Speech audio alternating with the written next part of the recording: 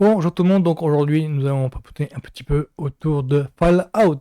Donc moi je suis Cyborgien et si je fais ces vidéos c'est pour essayer de partager un petit peu de ma passion. Mais donc Fallout, la série sur Amazon. Alors, histoire de clarifier le truc, alors, je ne suis pas gamer, donc le jeu vidéo, je ne le connais pas. J'avoue, je ne le connais pas. Je suis...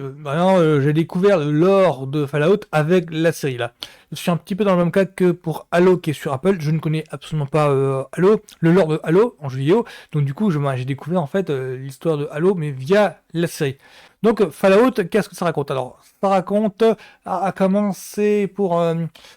essayer de résumer le truc. Alors, je vais devoir chercher un petit peu comment ils ont résumé ça. Ouais, alors sur Allociné, le résumé donne ceci. Une terrible catastrophe nucléaire contraint les survivants privilégiés à se réfugier dans des volts, des bunkers anti-atomiques construits pour préserver l'humanité en cas d'apocalypse. 200 ans plus tard, une jeune femme quitte l'abri 33 et s'aventure à la surface, à la recherche de son père, dans un monde dévasté et violent. Oui, alors déjà, rien que pour résumer un petit peu Fallout, rien que le début. Alors, le premier épisode a l'air de partir dans 2-3 directions différentes et on a du mal à voir où est-ce que tout ça va nous mener. Dans un premier temps, on voit une Amérique années 50-60, enfin l'Amérique en fait qui est atteinte de parano communiste, la période de guerre froide. C'était le moment en Amérique où le marché du bunker allait valo. Allait vraiment, c'était... s'il y a bien un business qui marchait bien, c'est la vente de bunkers en fait. Ça manque d'abris anti-atomiques. Ben, comme le pitch le pose, ben, il y a une timeline où on se concentre sur ça. Qu'est-ce qui est mené à ce que les Américains soient enthousiastes, soient enclins à acheter ce genre d'abri, en fait.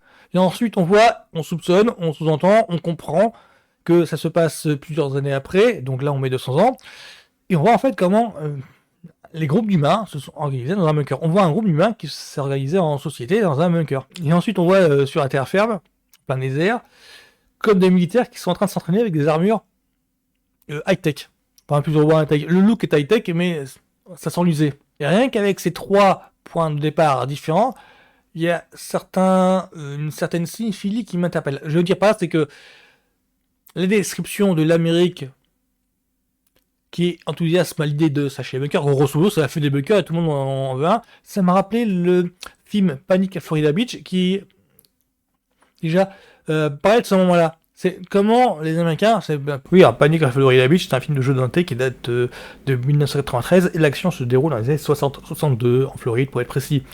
Et on voit une bande d'adolescents qui s'apprêtent à vivre une après-midi au Cinoche. Donc, étant donné que le contexte c'est un monde au bord de l'anéantissement nucléaire, la thématique du film c'était comment être insouciant dans un climat aussi anxiogène. Il me semble qu'il y avait aussi Code Quantum avait un épisode qui parlait un petit peu de cette peur du bunker, cette peur de l'invasion, cette peur que l'ennemi, pourtant lointain, débarque. Ensuite, pour la vie dans un bunker, ça me rappelle Aliens en fait.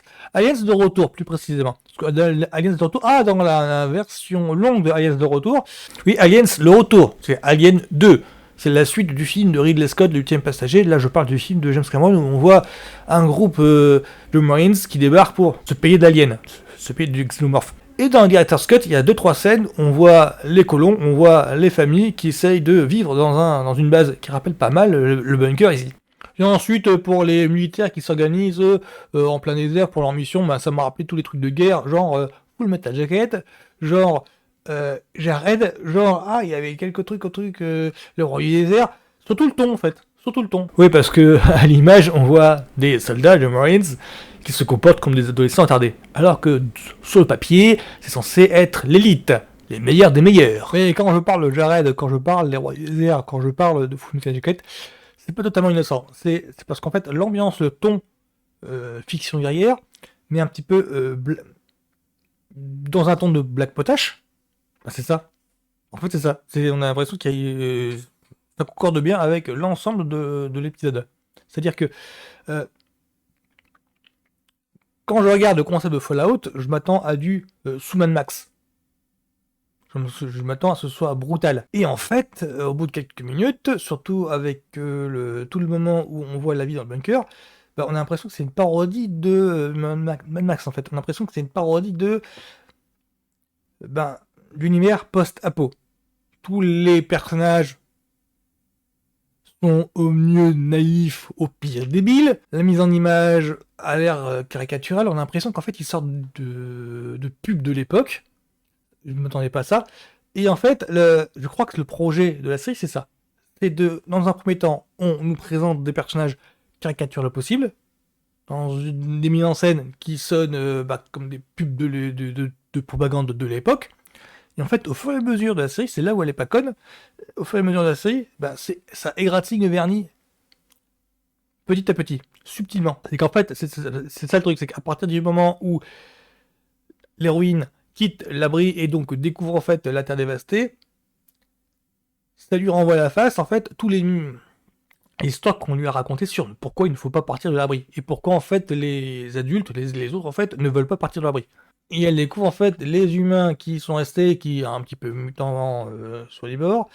Qu'est-ce que racontent ces humains sur les gens privilégiés qui sont à l'abri? C'est un délire de la jeune femme, la jeune héroïne en fait, qui vient avec les meilleures intentions du monde pour rendre service. En fait, quand elle débarque dans une ville quelconque, on la traite de sale bourge, de sale privilégiée parce que elle est restée dans son abri.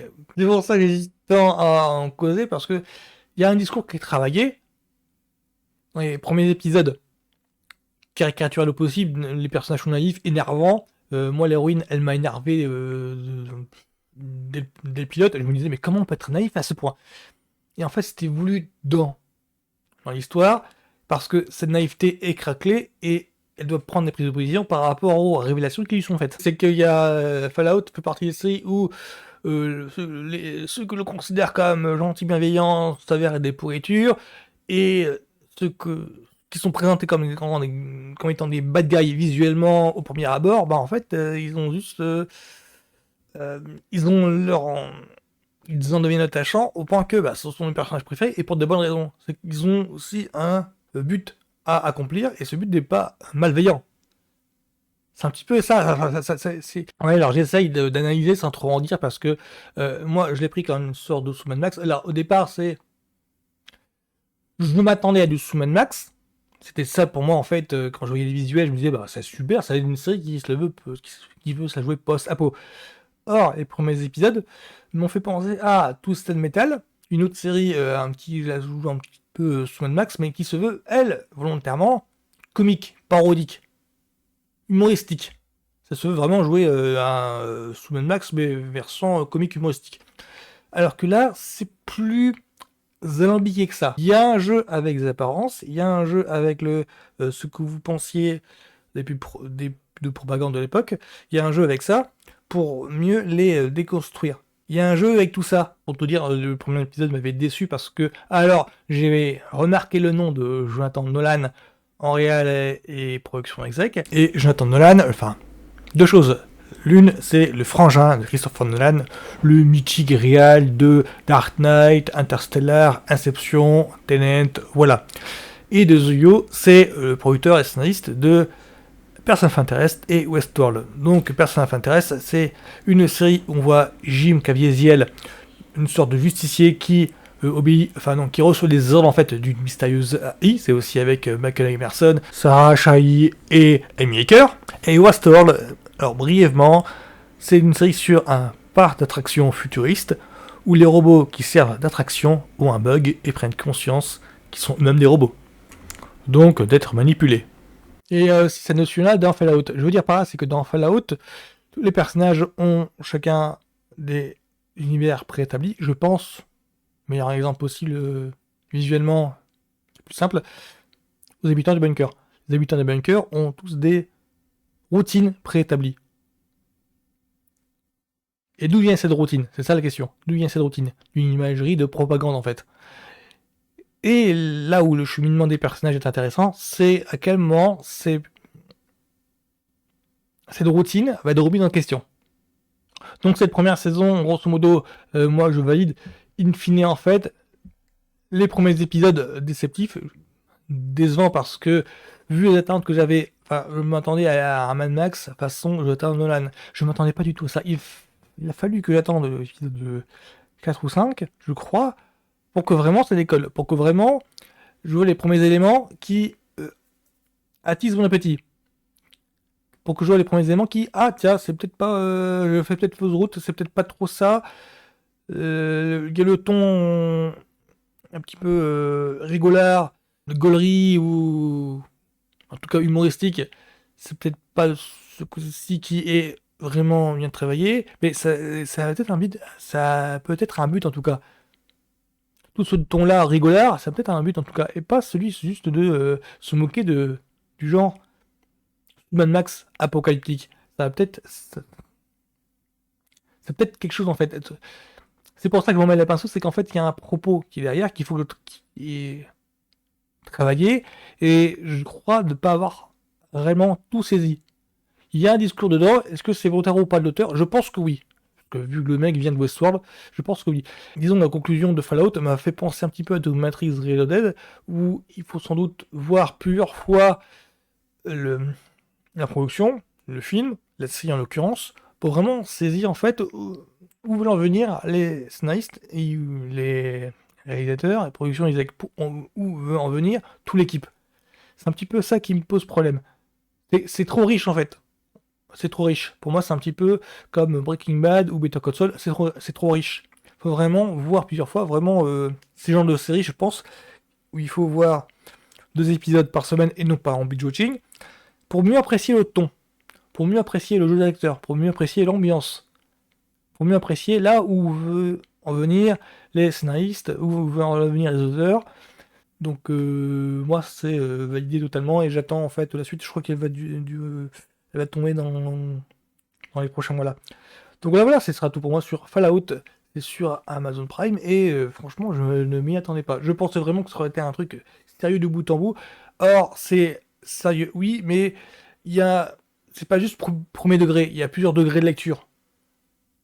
C'est ça le truc. Il y a plusieurs degrés de lecture. Et pour bien apprécier ces plusieurs degrés de lecture, faut un moment de digestion. C'est pas un truc série B du samedi soir. Pas du tout. C'est mieux que ça. Voilà, voilà, ce sera tout pour moi. Donc, bonne journée à tous. À plus.